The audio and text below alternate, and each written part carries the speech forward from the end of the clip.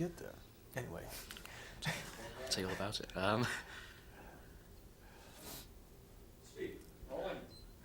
Okay, what made you want to make the movie? Well, the script, the subject matter, and the character, and the people involved. Stephen Kay, the writer and director.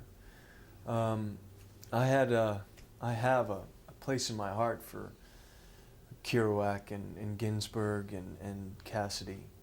I'm not so familiar with Burroughs or Corso, but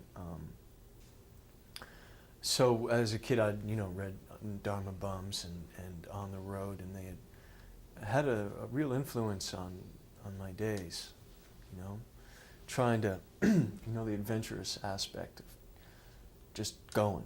I remember jumping in my car and with friends and going to New York City, and I'm sure that some of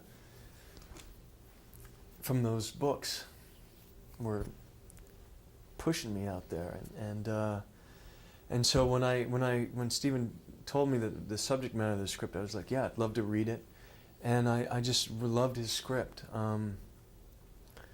The Neil Cassidy character and what happens to him, how it starts, and then the relationship with his, I forget the girl's name. I know Claire, the actress, but what was the character's name there? Was it Joan. Joan, yes, Joan, and just Neil, just being with Joan, and then being with Harry, and that whole battle of Neil's, of should I stay or should I go now, that whole thing. And I found it beautiful. I find it beautiful and sad, terribly, terribly sad, but I understand it. And it's such a great looking movie. Yeah. Beautifully shot. Bobby Bukowski really did a lot with a little, in the sense of just time. We didn't have a lot of time. We just had to shoot and shoot and shoot. And I thought it was tastefully done. The colors, the palette and the clothing and the lighting. Especially I really enjoyed acting the stuff that I did in the bar with Thomas Jane, who plays Neil. Just those close-ups and the smoke and the hard light and the shadows. And the great atmosphere. Smells, atmosphere. You really feel the bar and smell it, and just, I thought it was great. So that sort of thing helps an actor like you. You really get into it. Oh yeah, it's really fun to participate, to dance with the camera like that. And they would take things from rehearsal. Bobby would see things, and then we would take things from where they had lights set up, and we would go in, and it was a real kind of dance and collaboration, which is a lot of fun. A lot of fun. What do you think is the message of the movie? What is it trying to say? I think it's not really trying to say anything, but really presenting a situation, presenting that battle that occurs. Generally, it's shown in younger parts of life, but I think it's, and then maybe in men at 40. It's that, the ideal of the wife and kids and wanting to settle down and wanting to be in love and wanting to have family and wanting to have a job and do that stuff. And then the other part that always just wants to be a free spirit, that wants to be able to travel, wants to not have any commitments, not have any responsibilities. And that battle,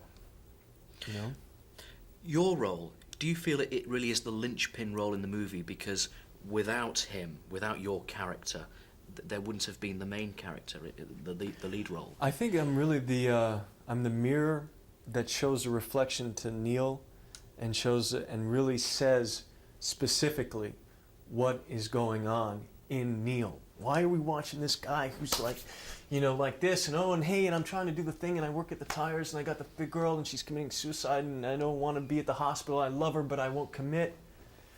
I'll just shoot pool. I'll forget about it all. I'll steal cars, and woo, like, yeah. And I'm the guy who really says, you talk a good game. You want the white picket fence, the kids, but they're not for you. You're the cat. You're special, man. You're going to spread your sunshine to those of us with less. And when that little lady Lust, all dressed in black, you talk a good game. And I'm the reflection that shows Neil who he really is. And it was his tragedy, at least in this film, and it's what Stephen maybe called from Neil Cassidy's life. It's tragic. because he wanted the other thing, but he was also so beautiful burning. It's romantic, and it appeals to people. You know, we want to burn, we want to live life, we want to soak it up. But there's also that thing of just being in love and the responsibilities and kids and building a home and being there. And so I think my character is really the one that, you know, as you say, linchpin, that cements it, that says it, that shows it, you know, that allows Neil to show it. Now, what about you and your movie career? Because this is a very different departure from Chain Reaction, for example, and Right. Speed. Where do you go from here? Where are you taking yourself? I don't know. Just trying to have fun and act and make good films and do good work and make a living, and, you know, so I don't know.